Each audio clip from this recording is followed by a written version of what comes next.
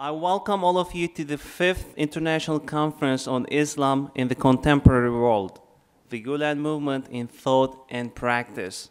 In the contemporary world, Muslim communities are undergoing radical social, economic, political, and intellectual change. The underlying goal of this conference is to examine the issues facing the contemporary Muslim world in transition and the relations between Islam and the West. Originating in Turkey but becoming increasingly transnational, the Gülen movement has a universal educational and interfaith agenda that aims to promote creative and positive relations between the Muslim world and the West, and to make a constructive contribution to the dialogue of civilizations, the reconciliation of science and religion, global education initiatives, democracy, and religious plurality. I do hope that the 4 sessions you'll be listening to and joining with your questions will be informative, enlightening, and more importantly, enjoyable time frames for everyone in this room.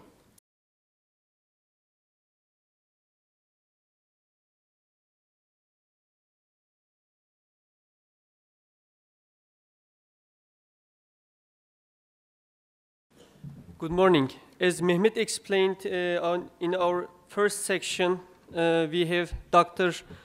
Erkan Kurt. He will be presenting the paper of Dr. Faruk Tuncer from Journalists and Writers Foundation in Istanbul. And this will be our first paper. Please welcome Dr. Erkan Kurt.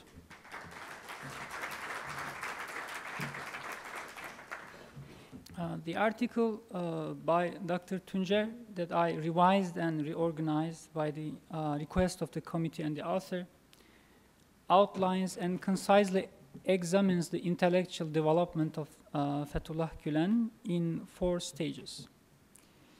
Number 1, nature of Gülen's intellectuality. Number 2, Gülen's educational background. Number 3, Gülen's career of preaching, teaching, and writing. And number 4, references of Gülen's discourse. Let's start with the nature of Gülen's intellectuality towards the question, what kind of intellectual is Fethullah Gülen? Last year, July 2008, Fethullah Gülen was listed among the world's top 100 public intellectuals by Foreign Policy magazine, and he received most of the public votes. If the noun intellectual means a person professionally engaged in mental labor as a writer or teacher, it's meaningful to call Gülen an intellectual, since he's a determined person for inspiring people by several means, including writing and teaching. However, he doesn't dedicate himself to the theoretical work, unlike most of the names in the list by Foreign Policy. In this case, it's not much meaningful to compare Gülen with, say, Noam Chomsky, one of the names in the list. Some analysts, like Turkish sociologist Ali Bulaç, argue that Gülen is a civic reformist of the tradition of Islamic scholarship, to try to entitle Gülen's position. Whereas some others speak of Gülen as the dervish of modernity. To the article, these attributes indicate the 3 essential components of Gülen's personality. First, his intellectuality or scholarship.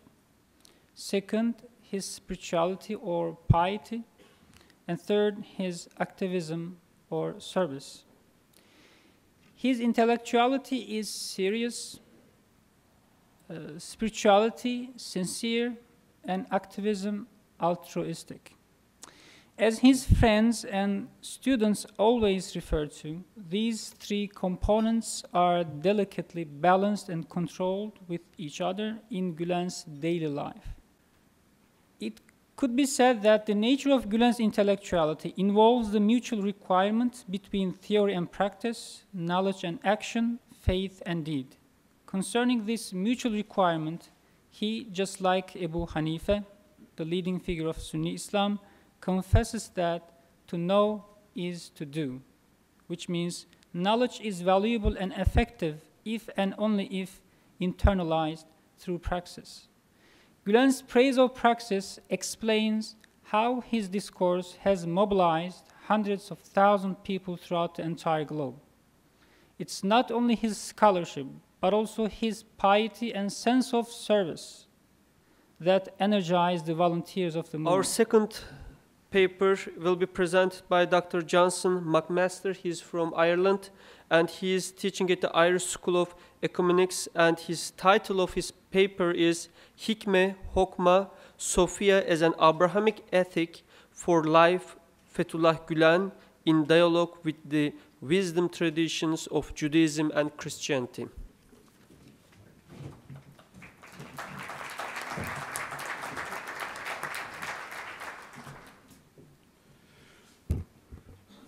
Thank you, Chair, for the welcome and the invitation to participate in this conference. I want to begin with some reflection on Gulen's wisdom ethic, useful knowledge and righteous deeds as divine gift. Much of his approach, it seems to me, is shaped by a dream which is of a generation that would combine intellectual enlightenment with pure spirituality, wisdom and continuous activism. This educational dream again connects the mind, spirit, wisdom, and action. And Gülen is clearly, I think, asserting the need for practical knowledge, rooted in a life lived in God and directed towards human liberation and justice and peace. Aware of injustices and divisions, violence and destruction, Gülen is nevertheless hopeful for the 21st century, seeing a positive global spiritual climate change.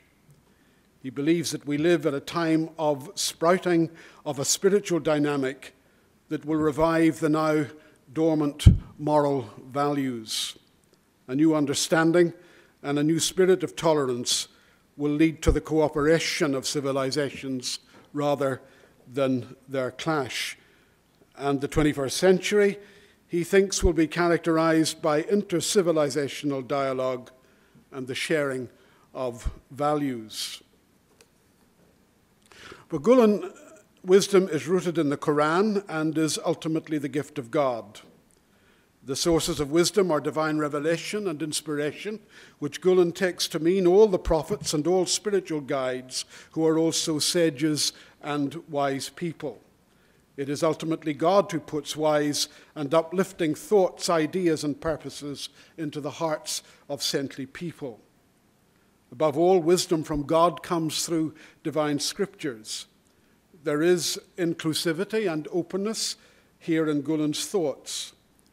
For him, primarily, there is divine revelation in the Quran, and the door is open to the same God who speaks through the Jewish and Christian scriptures. All the prophets are sages who speak to us the wisdom of God. And here, I think, is Gülen's ecumenicity and the open door to Abrahamic dialogue through our sacred texts. When Gülen recognized the wisdom ethic that would Gülen recognize the wisdom ethic that emerges from the Jewish and Christian traditions? I think in his deep devotion to Sufism and commitment to its qualities and values, he would. Hikmah, Hokmah, and Sophia, in their respective languages, Arabic, Hebrew, and Greek, are feminine and therefore are sisters together. They have a pedagogical intent committed to education and wisdom as pervading every branch of knowledge and discipline, and above all, as wisdom for life. There is a shared commitment to growing knowledge and righteous deeds through the wisdom that is gift from God. There is shared diverse mystical experience that leads always to continuous activism. All of life is shaped by ethics. God's wisdom in practice